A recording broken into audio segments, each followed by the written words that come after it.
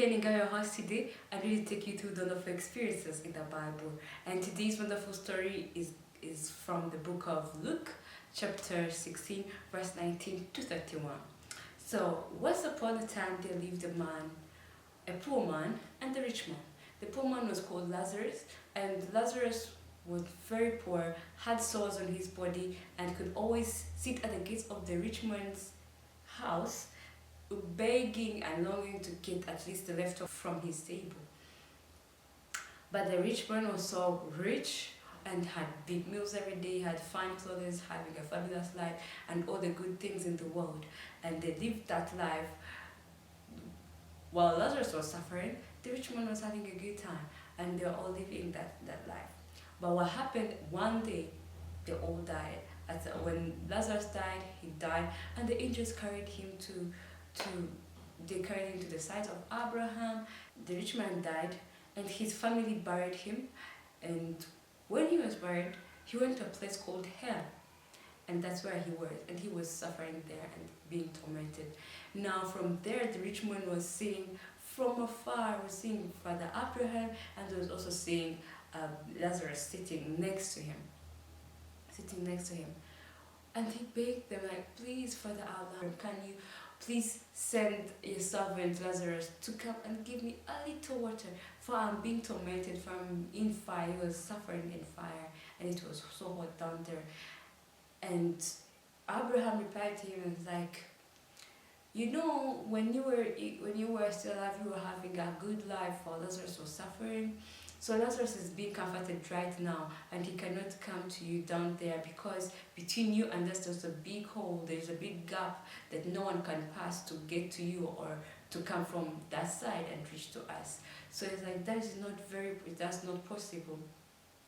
And then the rich man again begged Father Abraham, like, okay, if that's true, can you please send your servant Lazarus to go to my father's house? I have 5 more other brothers who are there, and 3, so that they can, and talk to them, so at least they can be saved, so that their lives would be saved from what he was suffering from the torment that he was actually suffering.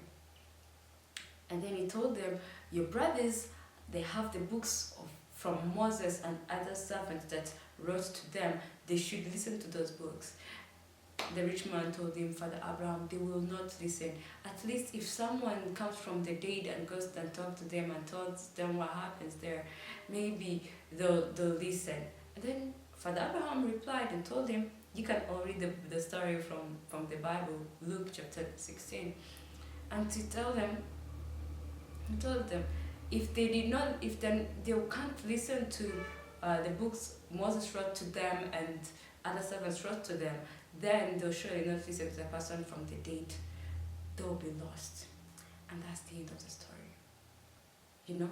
And it's well known that most of us don't listen to the Bible. Like, we don't want to read it. It's a boring book, or it's some boring topics, or it's something traditional people do. Like, we just don't like it, or we don't welcome it. And maybe we try other ways so that maybe this gospel can be interesting or anything. But then the thing is, if you won't listen to the word of God, you will not listen to any other person packaging it in any other way. It's still going to be the word of God. Now, looking at this story, I learned a lot. It's only the word of God that is meant to save us, however boring, however traditional, however irrelevant that we might think it is. But it is very relevant in this life, and we ought to listen to it. Otherwise, we're going to enjoy this thing called life, and in the end, we don't actually have life. Now, what matters more, you see, Lazarus was comforted besides Abraham, but the rich man wasn't. But Lazarus was actually suffering during his lifetime. He was actually suffering.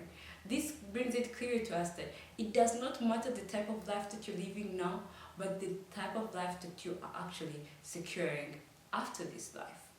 So, do we want a life everlasting? Do we want to live in the righteous, glorious heavens of the Lord? Do we want the glorious things that comes to us with righteousness, then we have to endure the pains that we have in this life.